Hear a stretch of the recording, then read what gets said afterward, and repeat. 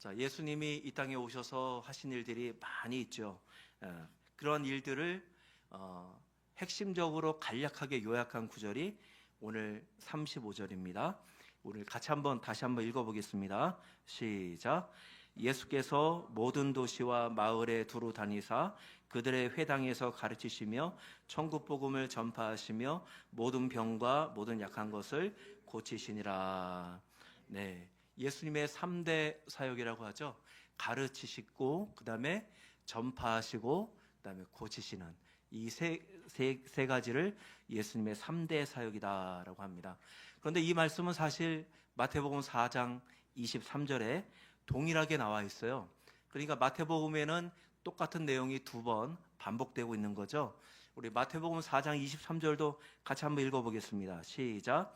예수께서 온 갈릴리에 두루 다니사 그들의 회당에서 가르치시며 천국 복음을 전파하시며 백성 중에 모든 병과 모든 약한 것을 고치시니. 네. 9장 35절과 4장 23절은 거의 단어들이 동일하죠. 다른 것이 있다면 뭐예요? 4장 23절에서는 예수께서 어디를 다니셨어요? 온 갈릴리를 다니셨어요. 그죠? 근데 9장 35절에서는 모든 동네와 모든 도시와 마을을 다 다녔다 이렇게 나오죠. 이것만 달라요. 그러니까 예수님이 활동하신 범위가 더 넓어졌구나라는 것만 다르고 나머지는 다 똑같습니다. 예수님이 회당에서 가르치시며 천국 복음을 전파하시며 모든 병과 모든 약한 것을 고치셨습니다. 마태복음 4장 23절 말씀은요, 예수님의 공생의 기간 중에서 1년을 마치시면서 결산하는 내용이에요. 예수님의 공생의 1년을 마치면서 예수님이 이런 일을 하셨구나. 근데 그 일이 어떤 일이냐? 가르치시고 전파하시고 고치셨다라는 얘기죠. 그리고 예수님이 공생의 2년을 마치시고 결산하는 내용이 오늘 마태복음 9장 35절입니다. 예수님 역시 모든 도시와 마을을 다니시면서 가르치시고 전파하시고 고치셨다라고 되어 있습니다. 우리말에는 이 다 동사로 되어 있는데요. 가르치다, 그다음에 전파하다, 그다음에 고치다가 이 원어로는 분사로 되어 있습니다. 그러니까 동사는 하나밖에 없어요. 동사는 다니셨다. 뭐 하면서? 가르치면서, 그리고 전파하면서, 그리고 고치면서 온 동네를 다 다니셨다라고 하는 것입니다. 자, 그리고 또 마태복음 28장, 마태복음의 가장 끝에 있는 구절이 마태복음 28장 19, 20절, 우리 너무 유명해서 다들 잘 알고 계시는 말씀이잖아요. 그러므로 너희는 가서 모든 민족으로 제자를 삼아 아버지, 아들과 성령의 이름으로 세례를 주고 내가 너희에게 분부한 모든 것을 가르쳐 지키게 하라. 이 예수님의 공생애를 마무리 짓는 그 말씀에도 가르쳐 지키게 하라라는 내용들이 나와 있습니다. 마태는 이렇게 한 텀에서 다른 텀으로 넘어가는 중요한 경계선에서 항상 이 예수님의 사역이 어떤 사역이었느냐 그것을 강조하고 있음을 볼 수 있습니다. 마태복음은 시간 순서대로 기록된 책이 아니에요. 주제별로 엮은 책입니다. 예를 들면 마태복음 5장에 산상수훈이 나오잖아요. 이 산상수훈은 예수님의 공생에 2년째에 있었던 일입니다.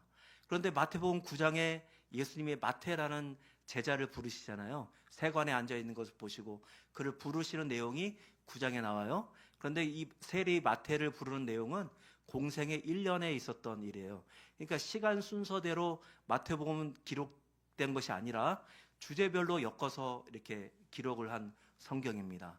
그래서 마태복음 4장과 9장 사이는 1년의 기간이 있었는데 그 사이에 마태복음 5장, 6장 붙어서 8장까지, 9장까지는 어떤 내용일까요?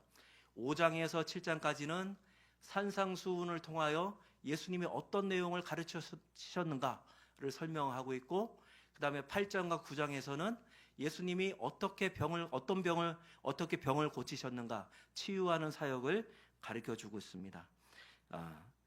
그리고 오늘 바로 예수님께서는 12 제자를 세우시는 그러한 내용들이 나옵니다.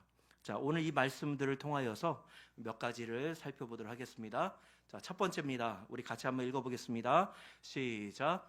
불쌍히 여기는 마음을 가지고 가르치고 전파하고 고쳐야 한다. 예수님이 모든 마을을 두루두루 다 다니셨다라고 했습니다. 여기서 이 모든이라는 말은 히브리어로 파스라는 말인데요.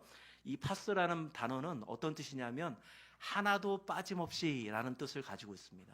그러니까 예수님이 모든 마을을 두루두루 다니셨다는 것은 하나도 빠짐없이 모든 마을을 다 다니셨다는 것을 말해요.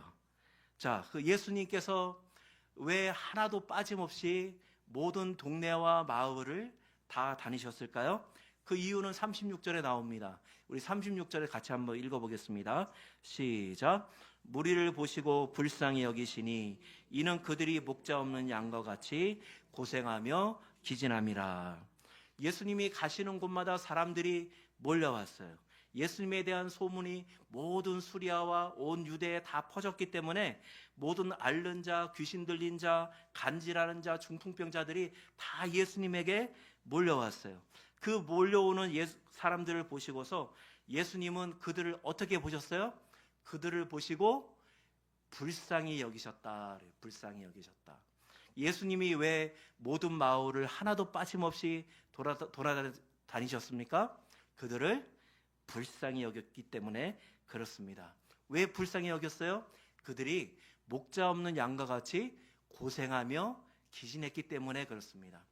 네, 성경에서는 우리 하나님의 백성들을 양으로 표현합니다. 양은 온순한 동물이죠. 스스로 방어할 도구가 없어요. 뭐 이빨도 없고 뿔도 없고 아무것도 없습니다. 그러니까 공격도 못해요. 방어도 못하고요. 또 혼자 넘어지면 일어서지도 못한다고 합니다. 그러니까 양이라는 동물은 반드시 목자가 필요한 동물이죠. 네, 구약에서는 이렇게 백성들을 양으로 표현하고 지도자들을 목자로 표현했어요.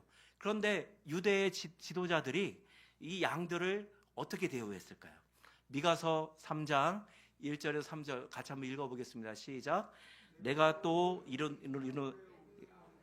이스라엘 족속의 통치하들아 들으라. 정의를 아는 것이 너희의 본분이 아니냐. 너희가 선을 미워하고 악을 기뻐하며 내 백성의 가죽을 벗기고 그 뼈에서 살을 뜯어 그들의 살을 먹으며 그 가죽을 벗기며 그 뼈를 꺾어 다지기를 냄비와 속 가운데 담을 고기처럼 하는도다. 네. 다윗 왕은 이스라엘 백성들을 잘 다스렸죠. 그래서 시편 78편에 다윗에 대해서 이렇게 말합니다. 자기 마음의 완전함으로 백성들을 기르고 그 손의 능숙함으로 그들을 지도하였도다. 다윗은 자기의 그 양들을 여러분 능숙하게 자기의 마음을 다하여서 그들을 지도했습니다. 그러나 이러한 지도자들이 이스라엘 백성들에게 많지가 않았던 것입니다. 대부분의 지도자들은 마치 조선 말기에 탐관 오리들 있잖아요. 탐관 오리들처럼 백성들을 수탈하고 빼앗고 그들을 통해서 뭔가 이 자기의 배를 채우기 위한 수단으로서 백성들을 바라봤던 것이죠. 그러니까 백성들을 그 솥에 담는 고기처럼 여러분 대우한 것입니다. 백성들이 고생하며 기진했다라고 했는데 고생하다라는 말은 어려움을 겪다, 고통을 당하다라는 말이고요. 기진하다라는 말은 어떤 말일까요? 옛날 우리 개역 한글 성경에서는 유리했다라고 표현을 했는데요. 이 기진하다라는 말은 내던져졌다라는 뜻입니다.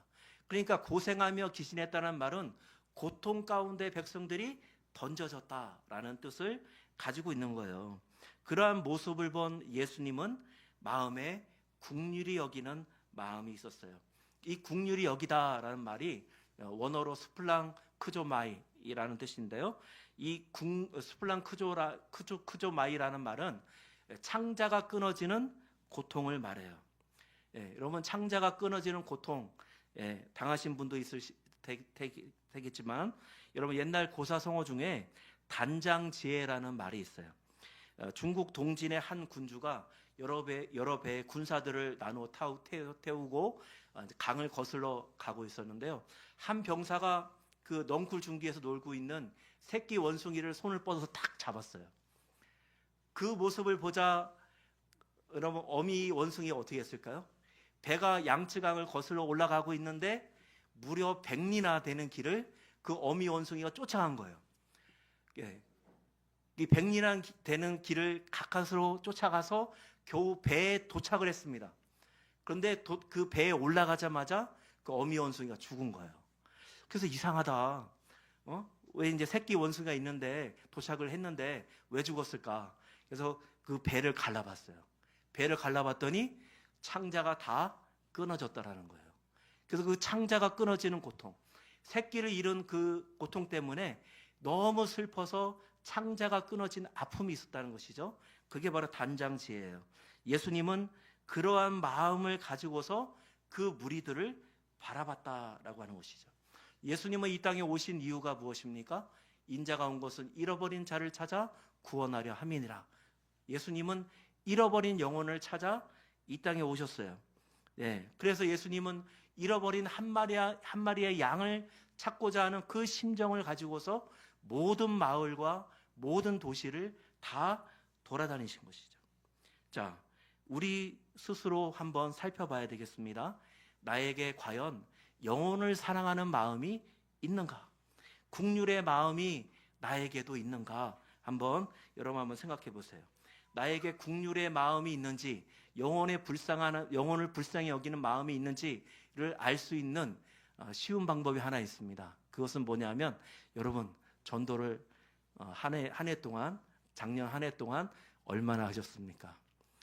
나는 내 마음에 사랑이 많은 것 같아. 나는 국률의 마음이 있어. 라고 하면서도 전도를 안 했다면 그 말은 모순이죠. 예, 전도를 하나도 안 하는데 어떻게 국률의 마음이 있다라고 말할 수가 있겠습니까? 국률의 마음이 여러분의 마음 가운데 있다면 여러분들은 그 예수님의 심장을 가지고서 전도를 했을 거예요. 믿지 않는 가족이 있다면 예수를 믿으라고 얘기를 했을 거고요. 교회에 잘 안 나오는 자녀가 있다면 여러분 눈물을 흘리면서 기도를 했겠죠. 그죠? 부모님이 교회에 안 나오십니까? 그러면 그 부모님을 위해서 눈물을 흘리면서 기도를 했겠죠. 그런데 여러분 보통은 대개는 어떤 마음 갖고 있어요? 때가 되면 나오겠지. 때가 되면 나올까요? 여러분 눈물을 흘리는 사람이 없는데, 그 영혼을 위해서 눈물을 흘리면서 기도해 주는 사람이 없는데 어떻게 때가 되면 나오겠습니까? 눈물을 흘리며 그 영혼을 위하여 여러분 창자가 끊어지는 고통으로 기도를 할 때 그 영혼이 때가 됐을 때 나오는 거죠. 아무도 그 영혼에 관심이 없어. 아무도 복음을 전하지 않아요. 그런데 왜 나와요? 안 나오죠. 아무런 일이 벌어지지 않는 것이죠. 여러분들이 눈물을 흘리고 기도하고 눈물을 흘리며 그 영혼들에게 복음을 전할 때 그 영혼들이 때가 되었을 때 교회에 나오는 것입니다. 그래서 여러분들도 예수님의 그 심정을 가지고서 잃어버린 한 영혼을 찾고자, 여러분 그 긍휼히 여기는 마음, 불쌍히 여기는 마음, 민망히 여기는 마음을 가지고서 복음을 전하시는 여러분 되시기를 축복합니다. 자, 두 번째 읽어보겠습니다. 시작. 추수할 일꾼은 바로 당신입니다. 자, 주님이 그 무리들을 봤어요. 자기에게 밀려오는 그 수많은 무리들을 보시고서 민망히 여기셨습니다. 그러면서 예수님이 37절, 38절에 이렇게 말씀하십니다. 같이 읽어보겠습니다. 이에 제자들에게 이르시되 추수할 것은 많되 일꾼은 적으니 그러므로 추수하는 주인에게 청하여 추수할 일꾼들을 보내주소서 하라 하시니라. 네, 그 많은 영혼들을 보시고서 예수님은 힘드셨겠죠. 네, 끝이 없는 거예요. 끝이 없이 밀려옵니다. 그러면서 주님은 또한 생각하십니다. 나도 언젠가 이 땅에서 떠나야 할 터인데 이를 어쩌나 하면서 제자들에게 말씀하시는 거예요. 추수하는 주인에게 청하라, 기도하라, 추수할 일꾼들을 보내주소서라고 기도하라라고 하는 내용이죠. 그런데 이 말씀을 하시고서 바로 다음 절 9장 38절 바로 다음이 10장 1절이잖아요. 그 다음에 무슨 일이 일어났습니까? 같이 읽어보겠습니다. 시작. 예수께서 그의 12제자를 부르사 더러운 귀신을 쫓아내며 모든 병과 모든 약한 것을 고치는 권능을 주시니라. 주님은 제자들에게 추수할 일꾼을 보내주소서라고 기도하라고 하시면서 바로 다음에 여러분 제자들을 세우셨습니다. 추수할 일꾼은 멀리 있지 않습니다.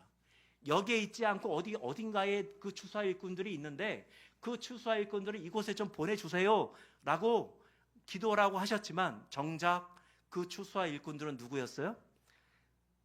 바로 예수님 앞에 있는 12제자였습니다. 자, 우리 옆 사람을 한번 봐주시기 바랍니다. 옆 사람을 한번 둘러봐 주세요. 그리고 우리 같이 한번 말을 한번 해봅시다. 당신이 추수할 일꾼입니다. 네, 추수할 일꾼은 멀리 있지 않습니다. 바로 여러분이 추수할 일꾼들이에요. 주님은 12제자를 세우시고 그들을 가르치시고 훈련하셨어요. 그리고 더러운 귀신을 쫓아내며 모든 병과 모든 약한 것을 고치는 권능을 주셨습니다. 주님이 하시던 일들을 제자들도 할 수 있도록 권세를 주셨어요. 귀신을 쫓아내며 모든 병과 약한 것을 고치는 권능, 이 권능이 왜 필요할까요? 그것은 가르치는 일과 전파하는 일을 뒷받침하기 위해서 필요한 것이죠. 이 세상 사람들은 단 두 부류로 나눌 수 있어요. 예수를 믿어서 하나님의 자녀가 된 사람들, 아니면 예수를 믿지 않아서 마귀의 자녀로 살아가는 사람들. 근데 사람들은 모르죠. 자기가 마귀의 자녀인지 아는 사람은 없을 겁니다. 네. 그런데 여러분, 예수를 믿지 않는 모든 사람은 다 마귀의 자녀들인 거예요. 그 마귀의 자녀들을 마귀에게서 끊어내서 예수님, 하나님의 자녀로 데리고 오기 위해서는 여러분 뭐가 필요하겠습니까? 능력이 필요한 거죠. 그죠? 말씀의 능력, 귀신을 쫓아내는 능력, 병을 고치는 능력이 왜 필요하겠습니까? 마귀에게서 뺏어 와야 되잖아요. 그죠, 여러분? 그러니까 능력이 필요한 거예요. 주님은 제자들뿐만 아니라 모든 믿는 자들이 이런 일들을 할 수 있다라고 말씀하셨어요. 우리 마가복음 16장 17절에서 18절입니다. 같이 읽어보겠습니다. 시작.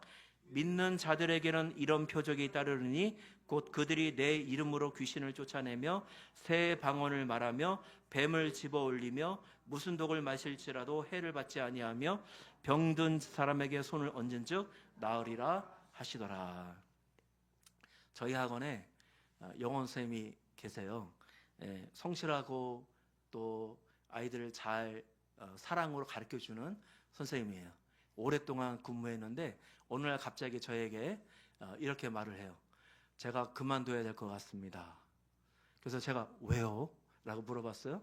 그랬더니 지난 한 달 동안 속이 너무 더부룩하고 답답하고 소화도 안 되고 잠도 안 오고 잠도 거의 못 잤어요. 약도 먹었지만 낫지를 않는 거예요. 그래서 더 이상 못하겠습니다. 사람 구해주세요 라고 하는 거예요. 그래서 큰일이다. 학원도 어려운데 이렇게 좋은 선생님이 그만두면 학원이 어렵겠다라고 생각하고 제가 그 다음날 용기를 내서 그 선생님에게 기도를 해줬습니다. 용기가 필요하더라고요. 네. 그래서 기도를 해줬어요. 예수 그리스도의 이름으로 명하노니 위장은 튼튼하게 될지어다. 예수 그리스도의 이름으로 명하노니 선생님을 괴롭히는 원수 마귀야 묶임 받고 물러가라 라고 기도를 해줬어요. 그랬더니 어떻게 됐을까요? 선생님이 나았습니다. 선생님이 낫고 귀신이 쫓겨났어요. 네. 그래서 선생님이 저한테 감사하다는 그런 말을 했습니다. 작년에 저희 아버지가 목에 혹이 났다 그래요. 병원에 가서 엑스레이를 찍어보니까 목 안에 여기에 혹이 났다고. 그래서 먹을 때도 힘들고 숨을 쉬기도 힘들고 그래서 의사가 좀 이따가 조금 더 있다가 지켜보고 조직 검사를 한번 해보자 라고 했어요. 그래서 제가 가서 아버지한테 손을 얹고 기도를 해드렸습니다. 예수 그리스도의 이름으로 명하노니 목에 난 모든 악한 것들은 다 사라질지어다 라고 기도를 했습니다. 그랬더니 어떻게 되었을까요? 병원에 가서 사진을 찍으니까 깨끗하게 사라졌습니다. 네, 이러한 우리 아버지 같은 경우는 마음이 좀 강팍해요. 예수님을 잘 못 믿어요. 그래서 처음에 기도 받을 때는요, 그 손 얹고 기도하면요, 냉랭한 그것이 막 느껴집니다.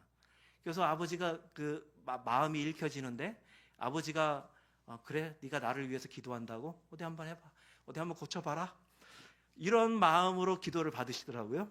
네. 그런데 여러분, 병이 낫고 그 이후에는 어떻게 되었을까요? 아버지가, 어제도 제가 가서 기도를 해드렸는데요, 기도할 때마다 아멘, 아멘. 지금 아멘을 뜨겁게 합니다. 변화가 된 거죠.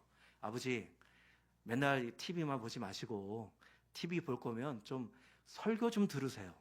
기독교 방송 좀 들으시고 기도 좀 하세요. 제가 그렇게 얘기했어요. 그랬더니 요즘은 기독교 방송도 들으시면서, 목사님들 설교도 들으시면서 뭐 어떤 목사님은 어떻더라, 뭐 이런 얘기들을 많이 하십니다.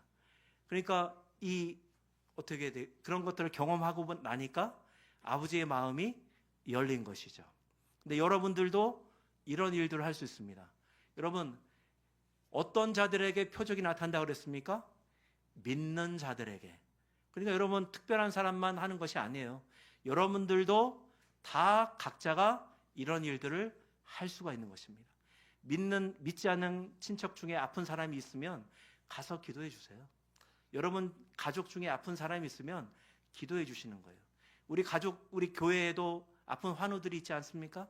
여러분들 기도해 주시는 거예요. 예. 여러분 기도해 주시면 그분들이 나을 수 있고 치료가 될 수 있는 것입니다. 오늘날에도 하나님의 역사는 나타나는 것입니다.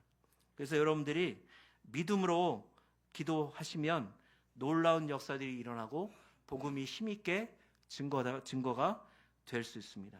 이렇게 순종함으로 가르치고 전파하는 사역을 여러분들이 하셔야 합니다. 주님이 여러분들에게 이미 다 권능을 주셨어요. 여러분을 통하여서 복음의 말씀이 힘있게 전파될 수 있는 그러한 여러분 권능을 여러분들을 각자에게 이미 다 주셨습니다. 특별한 사람만 있는 것이 아닙니다. 그러므로 여러분들도 여러분 가르치면서 또 전파하면서 여러분 고치는 사역을 해나가시기를 축복합니다. 자, 세 번째로는 사역을 이루기 위해, 같이 읽어보겠습니다. 시작. 사역을 이루기 위해서 우리는 하나가 되어야 합니다. 자, 우리 2절부터 4절까지 다시 한번 읽어보겠습니다. 시작. 12사도의 이름은 이러하니 베드로라 하는 시몬을 비롯하여 그의 형제 안드레와 세베대의 아들 야고보와 그의 형제 요한, 빌립과 바돌로메, 도마와 세리마테, 알페오의 아들 야고보와 다데오, 가나나인 시몬 및 가룟 유다 곧 예수를 판자라. 예수님이 12제자를 세우셨어요. 누가복음 6장에 보니까 예수님이 12제자를 세우시기 전날 밤새도록 예수님이 기도를 하셨습니다. 그리고 날이 밝을 때 제자들을 불러서 그 중에 12를 택하여 사도라 칭하셨습니다. 왜 예수님이 밤새도록 기도하셨을까요? 여러분, 사람을 세우는 것은 중요한 일이기 때문에 그래요. 예수님에게도 사람을 세우는 것은 중요한 일입니다. 이 12사도에게 예수님 승천 이후에 모든 사역이 달려있는 거 아니겠습니까? 그러나 정작 예수님이 어떤 사람들을 택하셨어요? 여러분들 다 아시듯이 배우지 못하고 좀 부족하고 모난 사람들, 그런 사람들을 택하지 않으셨습니까? 예수님은 이런 사람들을 통하여서 하나님 나라의 확장을 원하시는 것이죠. 우리 마태복음 13장 31절 32절 같이 한번 읽어보겠습니다. 시작. 또 비유를 들어 이르시되 천국은 마치 사람이 자기 밭에 갖다 심은 겨자씨 하나 같으니 이는 모두 씨보다 작은 것이로되 자란 후에는 풀보다 커서 나무가 되매 공중의 새들이 와서 그 가지에 깃들이니라. 겨자가 어떤 식물이죠? 겨자는 사실 나무가 아닙니다. 풀이죠, 풀. 쉽게 말하면 잡초예요, 잡초. 아무도 이스라엘 사람 중에 이 겨자를 자기 정원에다가 심은 사람이 없습니다. 볼품이 없거든요. 그죠? 그냥 야생에서 자라는 그냥 별 볼 일 없는 풀이 바로 겨자입니다, 겨자. 그런데 이 겨자가 자라면 여러분 나무처럼 커져서 새들이 와서 깃들인다라고 했습니다. 바로 이 예수님의 제자들이 바로 이 겨자와 같은 존재들이죠. 아무도 그들을 주목하지 않습니다. 그들은 배움이 없는 그런 무식한 사람들이었어요. 별 볼 일 없어요. 그런 잡초와 같은 그러한 제자들입니다. 그러나 그 예수님께서는 이러한 잡초와 같은 제자들을 키우고 양육하고 훈련시켜서 그들을 통하여 여러분 로마 전 세계에 복음이 다 퍼질 수 있도록 하신 거 아니겠습니까? 그러니까 제자들이 쓰임 받는 것을 보면 여러분 얼마나 배웠고 또 얼마나 능력 있는가가 중요한 것이 아니라는 걸 알 수 있습니다. 얼마나 주님에게 붙들려 있느냐, 얼마나 주님에게 순종하고 있느냐, 얼마나 성령 충만을 받았느냐, 그것이 바로 중요한 것임을 알 수가 있습니다. 우리가 제자들의 목록을 읽었습니다만 이 제자들의 목록을 보니까 두 명이 눈에 띄어요. 한 명은 누구냐면 마태예요, 마태. 그리고 또 한 명은 누구냐면 시몬입니다, 시몬. 자, 이 두 명이 왜 눈에 띌까요? 다른 사람은 직업에 대해서 아무런 언급이 없어요. 과거에 어떤 일을 행했는지 언급이 없습니다. 그런데 여러분 마태는 자기 이름 앞에 뭐라고 붙였어요? 세리라고 붙였잖아요. 그죠? 자기가 세리임을 밝히고 있는 거예요. 네. 세리가 어떤 직업입니까? 세리는 세금을 걷는 사람이에요. 그죠? 오늘날에는 뭐 문제가 없죠. 그러나 당시 이스라엘에서는 세리는 창기와 같은 그런 안 좋은 직업이에요. 네. 그러니까 백성들에게 돈을 걷어다가 여러분 로마 이방 민족에게 돈을 건네주잖아요. 그러니까 여러분 유대 민족은 이 민족주의가 강한 민족이기 때문에 다른 나라에 돈을 주는 것을 싫어합니다. 예. 그리고 또 자기의 이익을 위해서 정해진 세금보다 더 많은 세금을 거두지 않았겠습니까? 예. 이 세리를 마태를 바라보는 사람들의 시선이 어땠을까요? 저 세리 마태 하면서 여러분 마음속으로 손가락질하지 않았을까요? 여러분 베드로, 안드레, 야고보, 요한, 마태 이 5명은요 똑같은 가버나움 출신입니다. 그러니까 여러분 이 가버나움 출신 나머지 4명의 어부들이 이 마태가 어떤 일을 했는지를 다 알고 있어요. 다 봤습니다. 예. 심지어는 아마 같은 지역이었기 때문에 베드로도 아마 마태로부터 세금을 뜯기지 않았을까 그런 생각도 할 수 있죠. 네. 그런데요 이 12제자 중에는 또 어떤 사람이 있습니까? 가나나인 시몬도 있습니다. 가나나인이 무슨 말일까요? 가나나인. 가나안인이 아니고요 가나나인입니다. 네. 가나안 사람이 아니에요.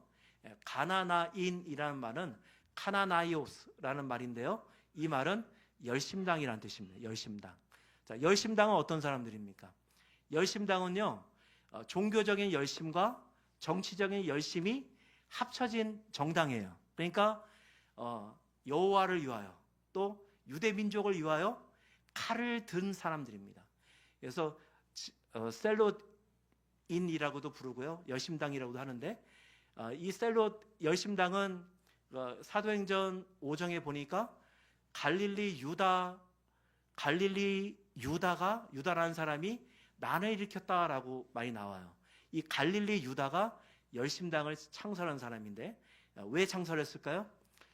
로마가 여러분 호적을 통하여서 호적 조사를 하고 사람들에게서 세금을 걷어가니까 그거에 대하여 반란을 일으킨 사람이 바로 갈릴리 유다인데 이 갈릴리 유다가 열심당을 창설한 사람입니다.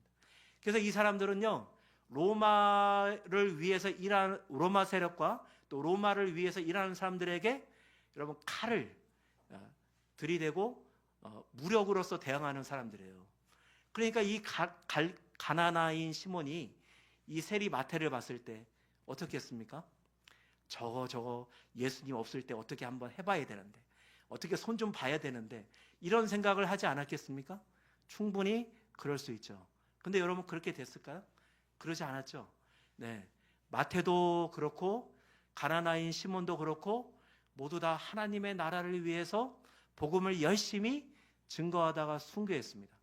네, 마태는 이 에티오피아에서 복음을 전하다가 창에 찔려 순교를 했고, 여러분 가나나인 시몬은 페르시아에서 거꾸로 매달려서 톱으로 잘려서 순교를 했습니다. 모두 다 하나님의 나라를 위해서 여러분 복음을 열심히 전했습니다. 이전의 과거가 중요하지 않아요. 이전의 과거를 다 과거가 있지만 그 과거를 들춰내지 않고 그 사람의 과거 때문에 그를 미워하지 않고 다 복음 안에서 하나가 되어서 하나님의 나라를 전파하다 다 순교했습니다. 우리 또한 어떻게 해야 되겠습니까?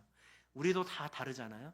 우리의 생각이 다르고 사상이 다르고 정치 색깔도 다르고 배경이 다 달라요. 모두 다 다르지만 어때요? 그런 것들이 중요한 것이 아니죠. 하나님의 나라가 내 마음에서 우선순위가 되었다면 하나님의 나라가 제일 중요한 것이지 그 무엇이 더 중요하겠습니까? 네. 하나님의 나라가 내 마음속에 우선순위가 되었다면 여러분 그것이 제일 중요한 거 아니겠습니까? 다른 것들은 부차적인 거예요. 중요하지 않습니다. 물론 중요하죠. 중요하지만 하나님의 나라가 먼저 우선순위이기 때문에 그 하나님의 나라를 위해서 내가 열심히 살아가고 그것이 가장 중요하다면 다른 것 때문에 다른 사람들을 미워하거나 다투거나 싸우거나 하지가 않는 것이죠. 그러므로 우리는 어떠한 삶을 살아야겠습니까? 우리는 다 하나님의 나라를 마음의 우선순위에 두고 우리가 서로 복음 안에서 예수님 안에서 하나가 되고 융합이 되고 여러분 서로 용서하고 사랑하는 그러한 삶을 우리가 살아가야 하는 것입니다. 네, 그래서 여러분 우리가 서로 다를지라도 우리는 주님의 안에서 하나이기 때문에 그것을 기억하고 하나님 나라의 전파를 위해서 여러분 하나가 되는 삶을 살아가시기를 주님의 이름으로 축복합니다.